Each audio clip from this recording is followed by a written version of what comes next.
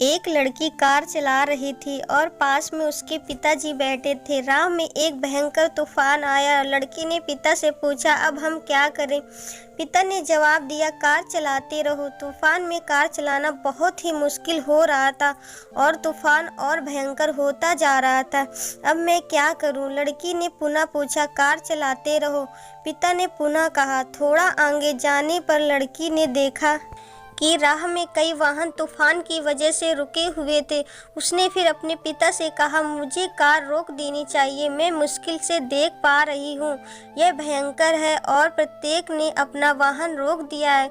उसके पिता ने फिर निर्देशित किया, कार रोकना नहीं, बस चलाते रहो। अब तूफान ने बहुत ही भयंकर रूप धारण कर लिया था, किंतु लड़की ने कार चलाना नहीं रोका। अचानक ही उसने देखा कि कुछ साफ दिखने लगा। कुछ किलोमीटर आगे जाने के पश्चात लड़की ने देखा कि तूफान थम गया है और सूर्य निकल आया।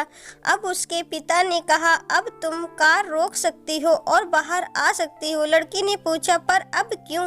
पिता ने कहा, अब तुम बाहर आओगी तो देखोगी कि जो राह में रुके गए थे वो अभी भी तूफान में फंसे हुए हैं।